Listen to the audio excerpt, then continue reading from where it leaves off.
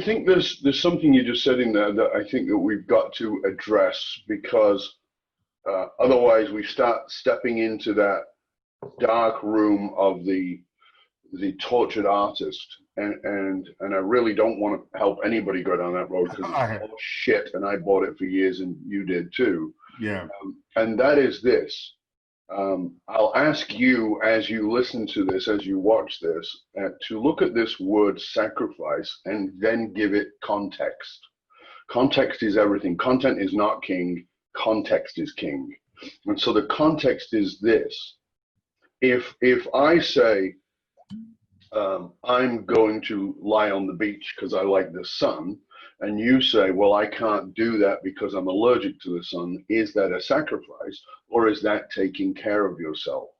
So you have to have a context. So I think that we often feel like we're sacrificing something because everybody else does it. Who gives a poop? Who gives a flying crap? I don't care. Other people, am I sacrificing not going to the club with my mates when I don't have a good time? No, but what I'm sacrificing is trying to fit in when I recognize I don't. And that's part of that certainty piece, which is like, you know what, this isn't a sacrifice. It's not a sacrifice. That this is, as we record this, it's a Saturday morning, and you're working, and I'm working, and I don't feel like I'm working, and I'm guessing you don't feel like you're working. I don't feel like I'm working. Right. Yeah. But officially, we're on an interview.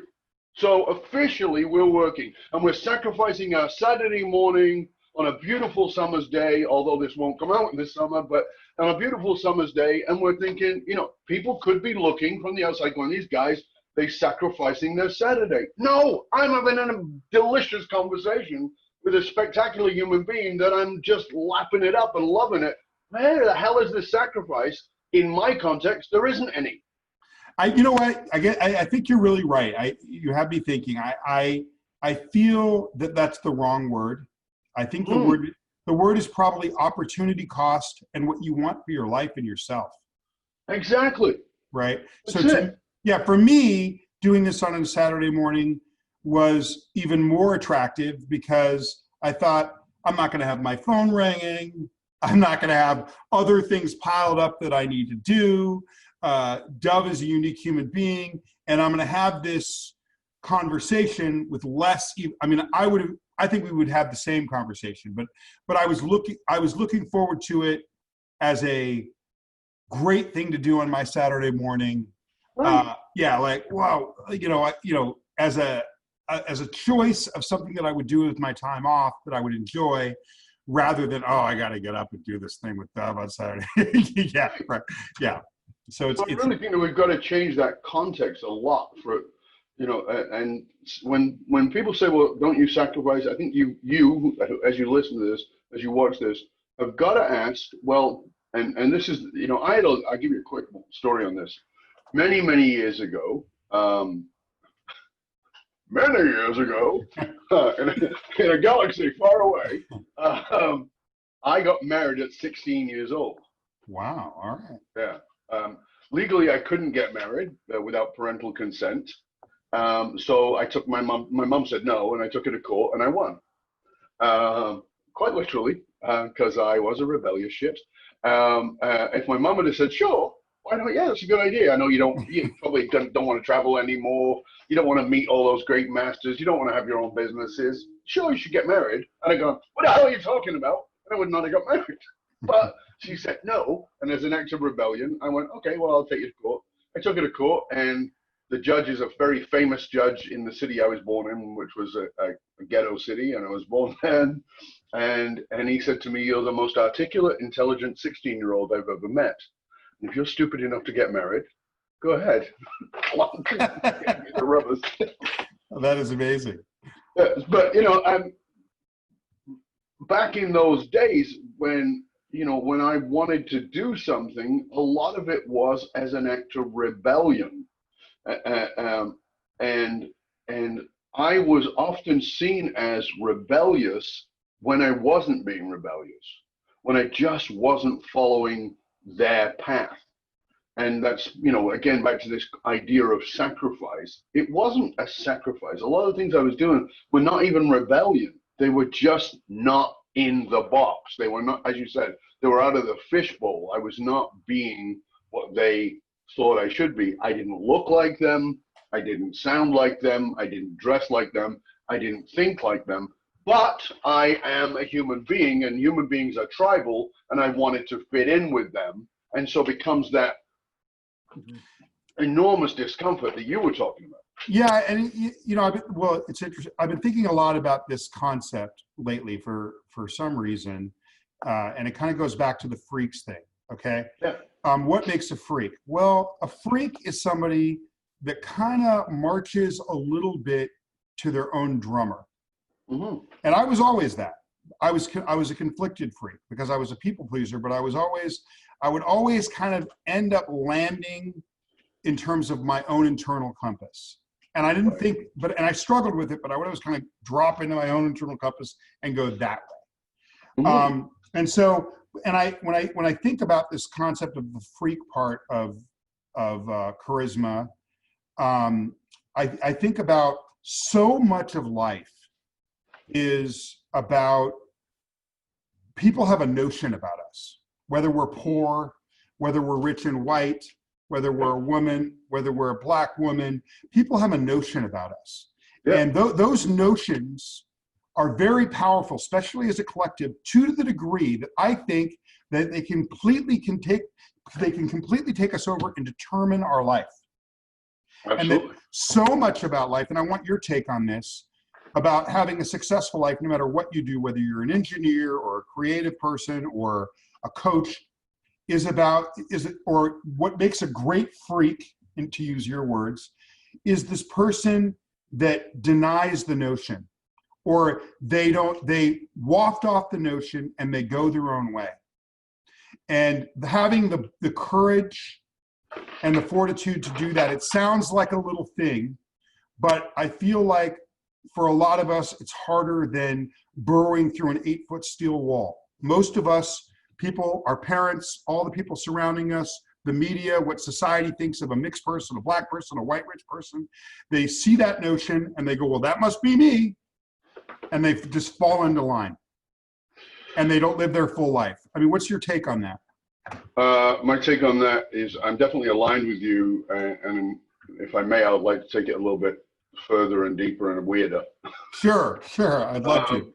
Yeah. You know, because you're saying that people fall in line with this collective idea. And Sheldrake's work around morphogenetic fields is that we're creating these fields of consciousness, these fields of ideas, and that we fall into those fields of ideas. And so we start behaving in a certain way because that is the way that we behave. So, I'll give you a great example. My wife is Fijian. She's brown. Therefore, her sister is also the same. Her sister is when she was young, she was married to a guy who was half Tongan, half Italian, and they had a kid. So this kid is 1/4 Italian, 1/4 Tongan, and one half Indo-Fijian, right? Okay. So Indian.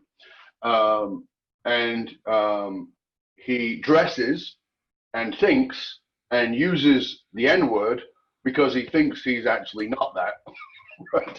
Because there's this perception of cool if you're a black rapper type person. Sure. And as a person of color, he's taken on that identity because there's this presumption of cool. Sure. And the challenge, and I've said this all the time, the challenge is that I recognize this very young. Because I, like you, I was an artist and I was doing all kinds of weird things and I was hanging around people who were different. And I suddenly started to notice what I called uniforms. And I know this ties directly into your work. I started to notice uniforms. I became fascinated with uniforms because I went to a high school where I had to wear a uniform. And I hated the uniform. But I noticed that the people who went to the private school, they all wore uniforms. And the people who went to the other school, they didn't. And I started to notice uniforms, and uniforms were Of course, mine was a purple jacket and a little sweater and a shirt and tie and the right color pants and shoes, and you had to be right and all that. But what I noticed was that punks had a uniform, right? Because I'm old enough to remember the Sex Pistols, the real punks, not the LA punks who you may know of, but the real punks. Right? And they had the safety pins, and the LA punks were rich kids who dressed like that. The British punks were poor kids who went to the secondhand store and pinned shit together because they didn't have any money. Sure. But I realized there was a uniform to that.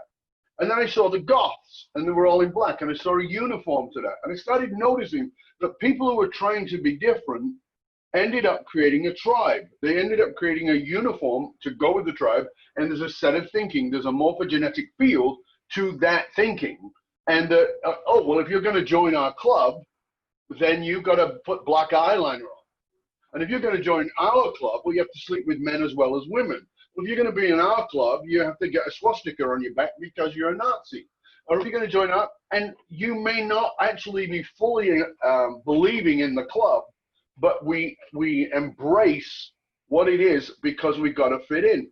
And this, for me, is the greatest piece that we've got to learn is we are tribal. You've got to understand this. As you listen to this, when I say you, I don't mean you, Jamie, because I know you get this. But you're driven to fit in. But there's always going to be a cost. And so if you are a freak, as I am, if you are charismatic, if you are a weirdo, then maybe my challenge to you is that there's deep greatness within you, and maybe you need to start a tribe of people who are also weirdos where there isn't those rules. But understanding that, and I know you're going to talk about this, and I want to take you right into it. Yeah. Right, which is that this is embedded within your psyche. This desire to fit in, and again, we're talking about polarity here. This desire to fit in, I want to belong, and then this desire to not fit in. And it goes back to human psychology in the very beginning. When you're a baby, when you're a kid, you have to fit in, because if you don't fit in with your family, they could throw you out of the window. They can do what Jamie's family did and just go, no, I'm not having anything to do with the kids. I'm too busy. I've got shit going on, whatever it is. Mm-hmm. Right? So, if they don't feed you, you die. Mm-hmm. So you've got to fit in with these people, with this tribe.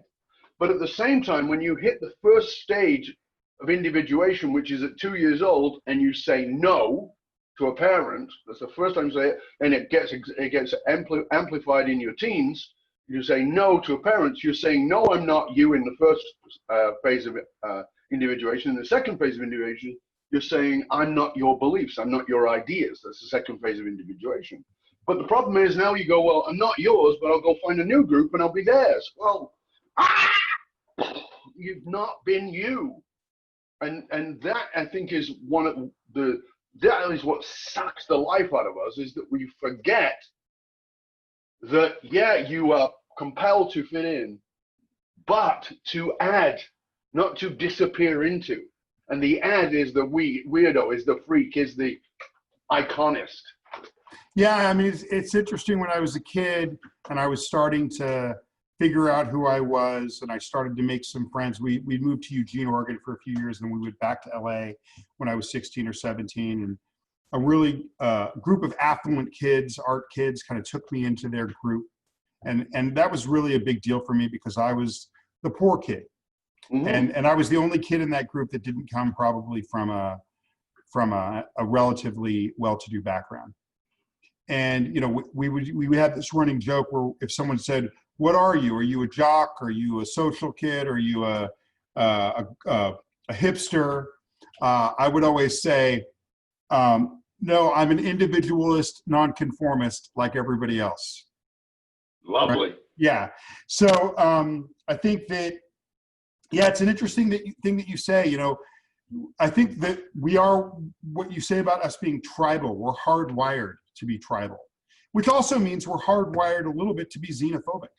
Someone doesn't look like, oh, they're brown, I'm white. They must be out to get me. If for 300,000 years of evolution, that's very useful, because if someone comes into the camp that doesn't look like you, you have to have your defenses up. In our modern society, where we have equal rights, And it's a booby trap because Yeah. we can make quick judgments. So it's a strange thing that we're talking about here. And I have a question for you. So we're talking about this concept of being tribal. It's who we are. It's how we've evolved. It has massive advantages and disadvantages. One of the massive advantages is I think we're all happier people when we are engaged with other people, sharing Absolutely. in Absolutely. community. So that's a positive side of tribalness, right? So how do you Absolutely. juxtapose like this concept of, this is my question to you, Dov. How do you juxtapose? Hold on a sec. Yeah. Who's interviewing who? I want to learn now. I'm like, how can I get some information from this? How do you juxtapose the concept of, you know, the positive parts of being part of a tribe or a community, but also holding on to the individuality that makes you that freak or makes you that unique person that attracts people? How does one balance those or make them make sense together in the same room? That's a great question. I think the answer is discernment and boundaries, which most people have no concept of. But when I say discernment and boundaries, what it means for me is I think you may or may not know that I had a personal development company for many, many years, about 20 years, which we taught a whole range of programs from relationships to understanding the mind and the body. And, you know, I mean, it was across all the things, and it was all my intellectual property. But one of the things that I would hear constantly, and it wasn't just about me, it would be about Tony Robbins, or it would be about people who were doing those kinds of things. And people would say, yeah, my mom thinks, or my brother thinks, or my sister thinks, or my husband thinks, or my wife thinks I'm in a cult, right? Mm-hmm. Because, you know, I've drank your Kool-Aid and now I'm, you know, and I'd say, you are in a cult. Mm-hmm. I would just say that. I'd say, you are in a cult. And they go, oh. And I'd say, yeah, you're in the cult of one. And they go, what do you mean? And it's your cult. My job is not to infuse you with ideas. My job is to educate you, which comes from the Latin educat, to draw out, not to shove in. I'm not here to shove anything in. My job ultimately, and the people I work with, the top leaders I work with, they'll often say to me, you know, I feel like I'm lighter. Yeah, because I took a lot of the shit off. Mm-hmm. I'm not here to shove new stuff in. I'm here to get old stuff out so that you can reveal yourself. So it's the cult of one first, so that you go, okay, this is who I am. Now as I go out in the world, I meet Jamie for the first time and I'm like, yeah, connect, got it. Because I trust that. I'm so certain, but back to that piece around charisma, I'm so certain that I know when that connection's there. I know immediately. There's no, and when I don't trust it, it doesn't work out well. Mm-hmm. Right? I know, I saw it in you. I saw that you felt that connection with me immediately. Sure. And within 2 minutes, less than 2 minutes, I went, oh, I like this guy. We could have talked all day that day. Exactly. And we were just having a little bit of a pre-chat, right? So that is a cult of one connecting with another cult of one. And there's no doubt about it that psychologically we need tribes, we need communities. We know that addiction is based in a lack of community. We know that violence is backed in a lack of community. We know that many of the problems in the world are based in a lack of community. The polarity of that is, this is my community and I'm building a freaking wall around it, and everybody who tries to come over the wall is an enemy. Well, no, that's not the answer. Yeah. Polarity is never the answer. I hear The you. answer is never on either side of the pole. The answer is always in the middle. As the Buddha said, it is always the middle path. Balance. Well, the balance, but to you know, you talked about being a people pleaser. That's exactly who I was. I was, you know, I took care of, I was the eldest kid of a lot of children in a very poor place. My mom worked several jobs. I took care of everybody, and I learned to do that. And I learned to be a people pleaser. And it, you know, people go, oh, you must have always been confident. No, massively insecure, massively filled with self-doubt. You know, I was convinced I was ugly and stupid until I was 27 years old. So, you know, it's understanding I'm a tribe of one, you're a tribe of one. Where is the commonality? And here's the thing, when you understand it from that place, that level of development, that level of having self-examined, I don't need you to be me. I hear you. I really, The other tribes we do.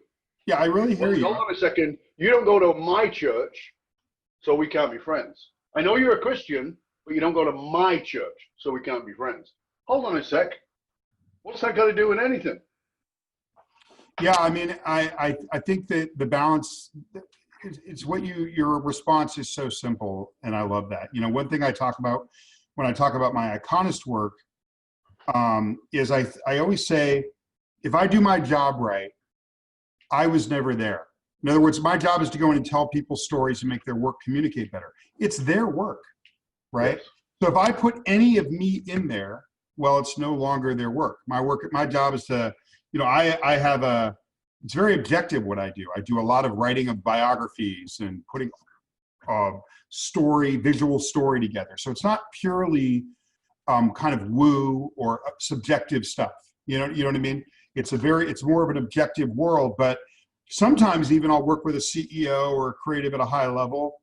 And because I'm really deft at not in putting myself there and kind of pulling it out and explaining, they'll pull it out and they'll grab it and they'll feel transparent and they'll run, and they won't even, they'll forget I was even there. So I have to make sure I charge enough money so that they don't forget. So their bank account doesn't forget that I was there. I'm kind of half joking, but I mean, I do. No, I get it. Yeah, but We get it. Yeah, because, you know, ultimately that's the ultimate sign of victory is when, you know, I don't see my fingerprints anywhere on something. Then I know that I did my job objectively. If I send somebody their story visually and I wrote their bio, and they call me up and they say, Jamie, this is a perfect expression of me, then I know I did my job, right? And that takes a lot of, you know, one thing I was thinking about a little bit earlier in our conversation, just on this work, you know, I think of the islands, and one of my greatest teachers, he was a theatrical teacher and a director, was a Fijian. And one of the things I think about, you know, you just made me think for 1 second to go back to the subject of like work versus life. You know, when you think about people that live, not all people, I don't want to generalize, the island life, in the Polynesian island life. Yeah. You think about, I have concepts of like hanging around and living in the world and not necessarily chasing things so much like I do every day. When I go to Costa Rica, I'm like, God, maybe these guys got it figured out. I'm living this very existential life where I'm chasing all these goals, and I feel like I'm helping people, but does it really matter? Maybe I should just get a boat and jump off of it and fish every day. Maybe these guys got it figured out. So I'm very curious about your marriage and your wife, and you being married to this Polynesian woman who comes from a life of maybe understanding the value of living in the world more than the world of ideas and just culturally. And then we're talking about this concept of working all the time and what is work and being a workaholic. How does your wife deal with the way that you look at work? And how does that fit in? I don't want to get too personal, but I'm just curious how that works within your. Welcome to the Jamie Mustard Show. Again. I want to know how it fits in with your marriage. You know, like how does your wife support you and understand the way that you are as that kind of unique, freaky guy, you know? We've been married for 20 years and we've been together 22. My wife is still the best decision of my life. My wife is without doubt the person I honor and respect the most in the world. And part of our agreement was, like, we did a lot of work before we got married. And I got married, in my late 30s, almost 40 years old. And part of our agreement was that neither of us would change each other. So we had to be very clear about who we were. Because a marriage where you're committed to changing the other person is not a marriage, it's a freaking job. Right. And I've never met anybody who's had a successful marriage where they're committed to changing the person, because if you do change them, what are you going to do next? I know, because that was what I used to do. In my 30s, I would meet late 20s, early 30s. I would meet girls and look at them as projects, Yeah. and then I'd fix them because that was what I learned as a kid. And then they'd bugger off, right? And they'd date some other guy, and I'm like, what happened? It became fantastic, right? So we had this agreement that neither of us would ever try and change each other, and we've never tried to change each other. We will often call each other out on being our better self, but it's only by something that I said I wanted to be. So my wife will say, well, you said you wanted to be this. Do you think you came across that way in that conversation? And I go, no. Okay. So it's always in the direction of who you are, not something else. And then so if she was sitting across from me right now and I said to her, Mrs. Barron. Queen Renuka is how I refer to it. Yeah. How do you see your husband's work ethic and the way that he moves in the world, through the world, and how does that relate to your relationship and your marriage? What would she say to me? You'd have to ask her. Okay. I would never presume to speak for my wife. All right. Well, one of these days I'm gonna ask her. You can do that. You can do that. Okay. And I'll tell you, because when we met and we were falling in love, and I said, I think that you're the person I want to spend the rest of my life with, and that wasn't an arrogant statement. It was like, I'm kind of shocked, right? Because like I said, I was almost 40, and I said, but you got to know something. And she said, what? I said, you'll never be first. And she said, what do you mean?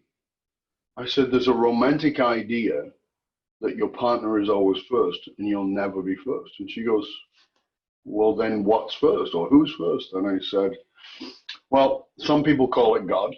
I don't. But let's call it the creative force of the universe, the infinite intelligence of the universe. So she goes, okay, I can accept second to God. And go, that's great, but you're not second.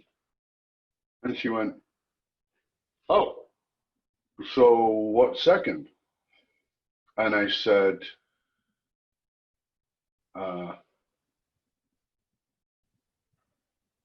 to serve that creative force by living my purpose. And she said, oh, okay. I said, I believe that intelligence has me here to do something. I'm here to serve that. She goes, okay, I guess third's okay. And I go, no, sorry, not third. And she goes, what's third then? And I said, so you've got the creative force of the universe to serve, to be in my purpose, serving the creative force of the universe. And I said, to be of service in the world, to take that to the world. I have to do that. And she goes, okay, so fourth? And I said, no. And she goes, well, what's fourth? And I said, me. And she goes, what do you mean, me? I said, me. If I don't take care of me, I'm a miserable bastard and I won't be a pleasant person to be in a relationship with. So I got to take care of me. I got to work out. I got to eat right. I got to meditate. I've got to write. I've got to all the things that fill me up so I can really show up in the relationship. And I said, and so she says, at least fifth? And I go, yeah, fifth. And she goes, okay. And I said, how do you feel about that? She says, terrible. And we were asked about this when we teach relationship programs. People say, how do you feel about coming fifth? And she said, I felt terrible about it. But she said, but I want you to know that I was married before. My husband always told me I was first, and it was shit. Oh, wow. Because I had so much demand on it, and because you're my other half. My wife doesn't complete me because I don't complete her. My wife is an entire entity on her own. She is a tribe of one, and I am a tribe of one that choose to be together every single day. My wife understands, because this is part of our agreement, that she can leave anytime. Divorce is always an option in our marriage, and people go, what? That's terrible. And I go, no, it's fantastic. And she goes, why? And I said, because my wife always has the option to divorce me, but I always have the option to divorce her. So we say divorce is always an option for my partner. So when I remember that, I don't want to treat them so poorly. When I remember that, I want to step up my game every day. So even though I'm working and doing the things I love, when I'm with her, I'm present. I adore her. She's the greatest thing in my life, and I'm so grateful for that. And I'm also grateful that that doesn't try to demand from me not being with Jamie as we have this conversation. That she understands I'm going to have this great conversation, and I'm going to come back filled up, not drained out. I hear you. So that's why. Yeah, I mean, what I love about that is I think that you take the obligation out. You know, every day Exactly. when you see her that you are both making a personally determined decision to be together with no outside obligation, fine, you know, all the things that force people to stay together that make them miserable. You remove all that, and then it's pure. Exactly. Obligation is the seed of resentment, and resentment, according to the research, not my opinion, is the number one predictor of divorce. Resentment. And resentment is always built upon obligation and unexpressed emotion. Express what it is you're feeling, don't be obligational, and you'll have a happy marriage.